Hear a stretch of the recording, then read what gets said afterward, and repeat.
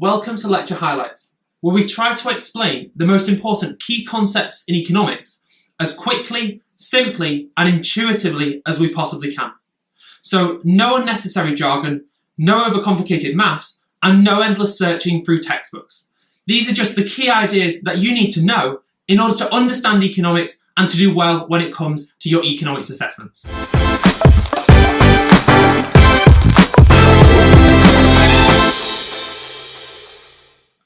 So to begin this series of lecture highlight videos, we're going to cover one of the most fundamental models in economics, which is cost-benefit analysis.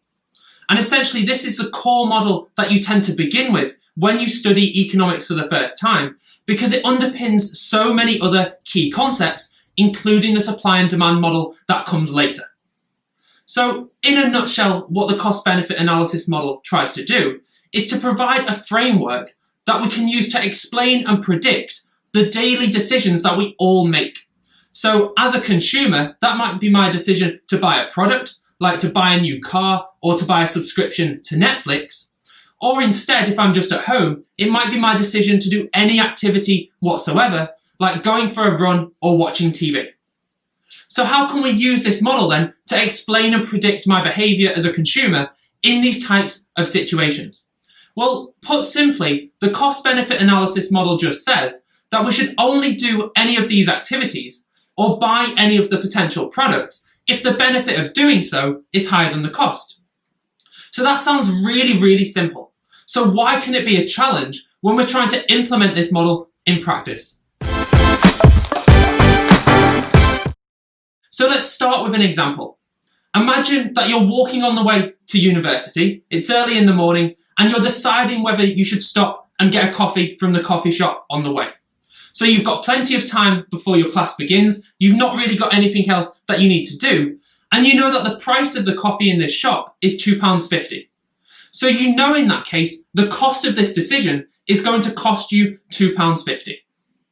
But then what we need to ask ourselves is, does the benefit of having that coffee exceed the price or exceed the cost, which is £2.50? But how do we measure the benefit? So what we want to do is find a way to measure the benefits that is really quick and easy to understand. But also as well, we need to measure the benefits in money, because otherwise they're in different currencies from the cost, and we can't ask ourselves that simple question, does the benefit of buying the coffee exceed the cost, to decide if we should buy it or not? So the way that we calculate the benefits is, imagine as you're walking past the coffee shop, the barista runs out to you, hands you your favourite coffee and says, here you go, would you pay 10 pence for this coffee? And you think, well, I know it's great quality coffee, I've got a long day ahead of me at university, so I'd definitely pay 10p for that coffee right now.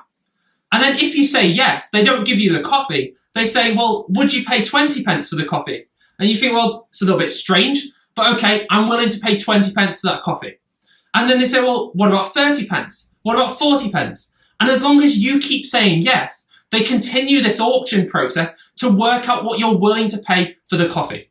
So imagine this goes on and on, all the way up to £2.99, and they say, are you willing to pay £3 for this coffee? And you say, well, it's getting quite expensive, but yeah, I'm still willing to buy the coffee at £3. And then they say to you, well, what about £3.01? And you say, do you know what? It's really not worth that to me. I'm not willing to pay £3.01 for that coffee. So what we've been able to do there is use this kind of auction process to work out what's the maximum valuation that a consumer places on the value of that coffee. Alternatively, economists call this your maximum willingness to pay, which we've worked out to be £3. So the maximum price that you can go to and you're still willing to buy the product is called your maximum willingness to pay. Economists also like to refer to this as your reservation price of this particular consumer. But what this reservation price or this willingness to pay actually measures is the total benefit that you receive from buying that coffee. So now let's go back to our model. We've said that the cost of buying this coffee is equal to the price, so that's £2.50. And we've now used this kind of auction process to work out the benefit, which is £3.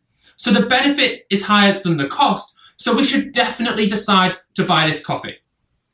Now you might be watching this video thinking, This really isn't realistic. What are economists talking about? The idea of a barista running out and actually offering you a coffee and engaging in this kind of auction process to work out your willingness to pay.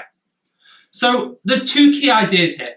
Firstly, economists are not actually suggesting that we behave exactly in this way, performing these calculations explicitly to work out our maximum willingness to pay for a product. But what they're saying is that the evidence demonstrates that most people tend to behave in a way as if they were making these calculations. So as if they were performing this auction, working out the benefit and weighing it up against the cost, and only buying the product if the benefit is higher than the cost. The beauty of the cost-benefit analysis model as well is that these benefits are going to vary on a day-to-day basis. So if you're really cold and you really want that coffee, maybe your willingness to pay goes up £4, £5, £6. So you definitely buy the coffee. Alternatively, if you're not really in the mood for it and someone did the same process, then you might stop at a willingness to pay of £1. And the valuation then is £1, the cost is £2.50, so you wouldn't buy the product. So what economists are saying is that people tend to behave in a way as if they're working out their willingness to pay, comparing it against the cost, and using that for the basis of their benefit versus cost decision making. And they only decide to buy products if the benefit is higher than the cost. Another beauty of the cost-benefit analysis model is it allows us straight away to see why any of us buy any product whatsoever. So essentially what I'm doing then, if I'm the consumer in this example, is I'm giving up £2.50 in cash for a product, which is in this case a coffee, that I value at £3. So it's kind of a good deal because I'm giving up something which is cash that I value at £2.50 and I'm receiving something else that I value at £3. So I'm benefiting by doing that. And the difference between the cost and the benefit is what we refer to as the net benefit. So in this case, the benefit, my maximum willingness to pay was £3, but I only had to pay £2.50. So actually, if I engage in this transaction with a firm, I'm actually making myself better off by giving them £2.50 of cash in return for a product that I value at £3, and that net benefit is equal to 50p. And that really shows then, in a monetary value, the benefit that we all get from buying any possible product. So the difference between the price in the market that we have to pay and what we were actually willing to pay for the product, the difference between those two levels is the net benefit that we receive from buying any possible product.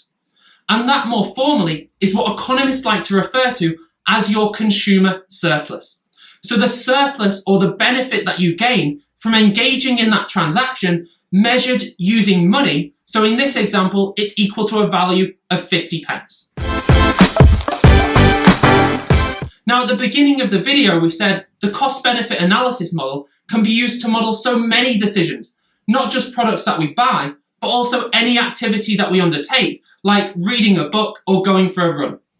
But how do we actually use this model then to calculate the benefits and the costs of going for a run when now we don't have a market price to use for our cost?